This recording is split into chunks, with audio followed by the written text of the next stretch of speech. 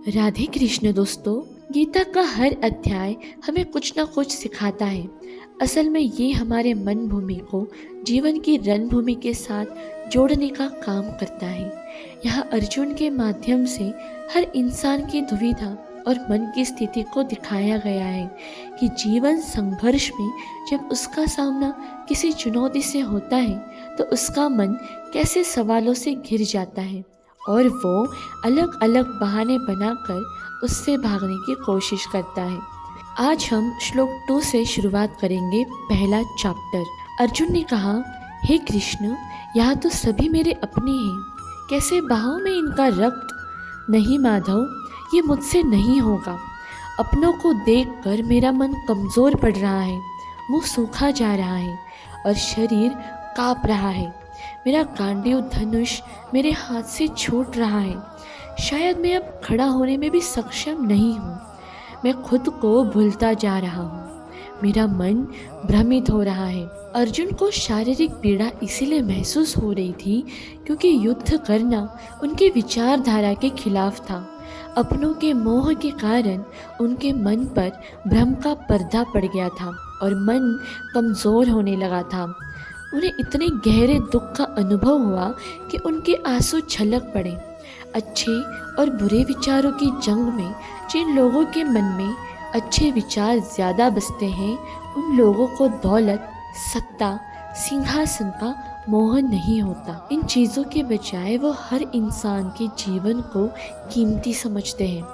यहाँ उनके शारीरिक लक्षण उनकी कमज़ोरी को नहीं बल्कि उनके दिल की कोमलता और दया को दिखाते हैं। जीवन में भी यही होता है। जब हमारे मन के विपरीत कुछ होता है तो उसे स्वीकार करना बहुत मुश्किल लगने लगता है। जब इंसान दुख और निराशा से घिर जाता है तो उसके मन में कई सवाल उठने लगते हैं। सामने रुकावटों को देखकर उसका मन कमज़ोर पड़ने लगता है। निराशाजनक और संकट से भरी स्थिति का सामना करते वक्त हम घबराकर हार मान लेते हैं। अज्ञानता के कारण हमारी बुद्धि भ्रमित हो जाती है। श्लोक 3। हे केशव, मैं युद्ध के बुरे परिणाम देख रहा हूँ। युद्ध में अपनों को मारकर हमारा कल्याण कैसे हो सकता है? मैं इस तरह ना तो जीत पाना चाहता हूँ, ना राज्य और ना संसार के सुख। अगर मुझे तीनों लोक भी दे दिए जाए तब भी मैं किसी को मारना नहीं चाहूँगा। तो फिर स्वर्ग के सामने धरती पर इस छोटे से राज्य की कीमत ही क्या है? अर्जुन के मन में रह रहकर ख्याल आ रहा था कि इस युद्ध से मैं क्या पाऊंगा और क्या खो दूंगा। क्या किसी को मारकर हासिल की गई जीत खुशी दे सकती है? क्या किसी को दुख देकर इंसान सुखी हो सकता है? चाहे आप भगवान के अस्तित्व में विश्वास करें या ना करें, लेकिन एक अटल सच ये है कि हर एक्शन का एक रिएक्शन होता है। आप जो भी कर्म करेंगे उसका कोई ना कोई नतीजा तो आपके सामने ज़रूर आएगा। एक्शन रिएक्शन के इस सिद्धांत को जानने के बाद भी अगर जानबूझकर हम कुछ गलत करते हैं तो हमें शांति का अनुभव नहीं हो सकता। अर्जुन भी इसी तरह अपने कर्म के परिणाम के बारे में सोचकर परेशान हो रहे थे। श्लोक 4। अर्जुन ने कहा, हे केशव, अपने ही परिवार को मारकर हम कैसे सुखी होंगे? ये सच है कि ये अधर्मी लालच में आकर भ्रष्ट हो गए हैं, लेकिन इन्हें मारकर मुझे सुकून नहीं मिलेगा। इन्हें मारकर तो हमें पाप ही लगेगा ना। क्या हमें इस पाप से बचने का विचार नहीं करना चाहिए? यहाँ ये दर्शाता है कि जब इंसान पर कोई चीज़ पाने का जुनून सवार हो जाता है तो वह अधर्म का रास्ता अपनाने से भी नहीं चूकता। अपने ही भाइयों को मारना जैसे दुर्योधन करने की योजना बना रहा था। एक ऐसे आदमी के बारे में बताती है जो अपनी अंतरात्मा की आवाज़ नहीं सुनता।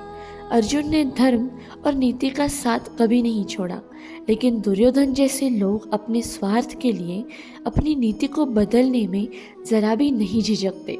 अर्जुन सोच रहे थे कि किसी की जान लेने जैसा घिनौना काम करने के लिए कोई इतना उतावला कैसे हो सकता है?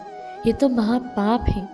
क्या लालच ने उन्हें इतना अंधा कर दिया है कि वो अपने ही लोगों के खून के प्यासे हो चुके हैं?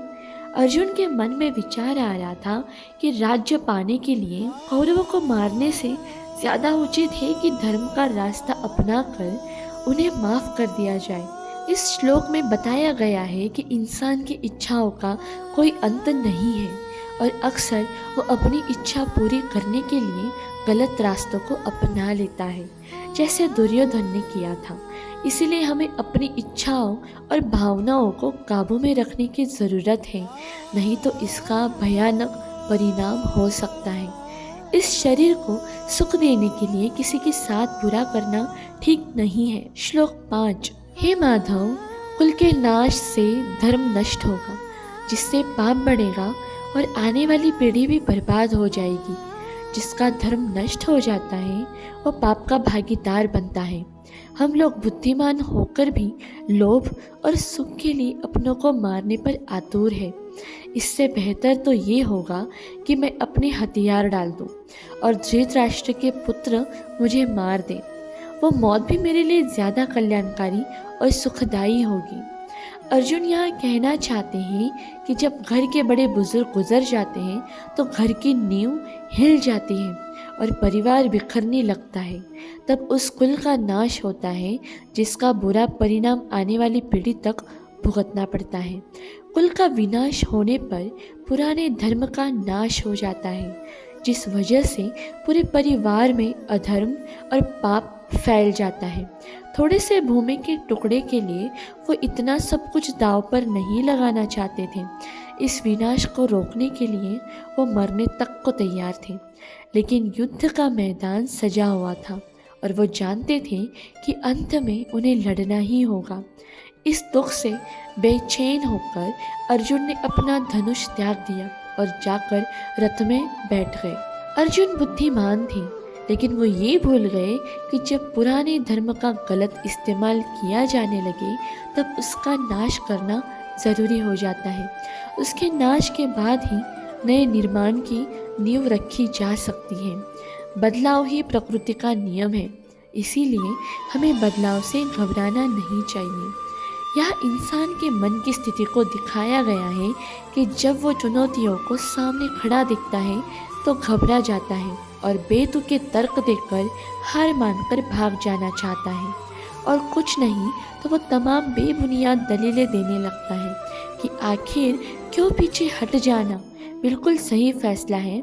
उसके सोचने समझने की शक्ति खत्म हो जाती है और वह सही कदम नहीं उठा पाता।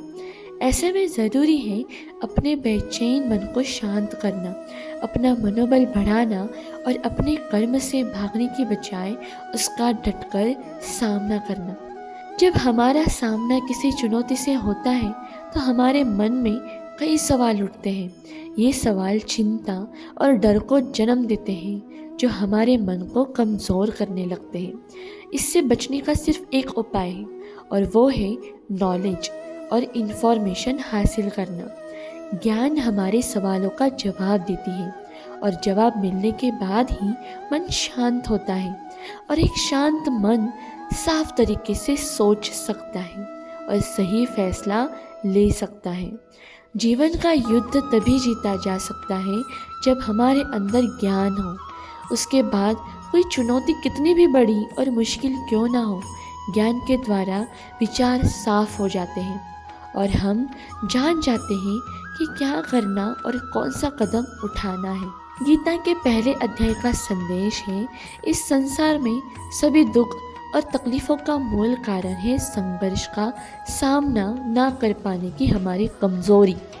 आपके सामने जो भी चुनौती है उसे गौर से समझने की कोशिश करें, तभी आप खुद को उसका सामना करने के लिए तैयार कर पाएंगे।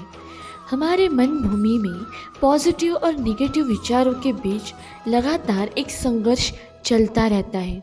जब भी जीवन की समस्याओं को देखकर आपका मन कमज़ोर पड़ने लगे तो खुद का मनोबल बढ़ाएं और मुश्किलों का डटकर सामना करें। बहाने बनाकर उससे भगाने की कोशिश ना करें, पूरी शिद्दत के साथ अपना कर्म करें। एक बात हमेशा याद रखें कि कोई एक्शन ना लेना भी एक तरह का एक्शन होता है और उसका रिएक्शन भी आपके सामने ज़रूर आएगा। इसीलिए सोच समझ कर लिए गए एक्शन से कामयाबी मिलने की ज़्यादा उम्मीद होती है। आपको अपने मन की कमज़ोरी का त्याग करना है, अपने कर्मों का नहीं। आपको अगर वीडियो अच्छी लगे तो लाइक, शेयर एंड सब्सक्राइब ज़रूर कीजिए। मिलते हैं अगले चैप्टर में। राधे राधे।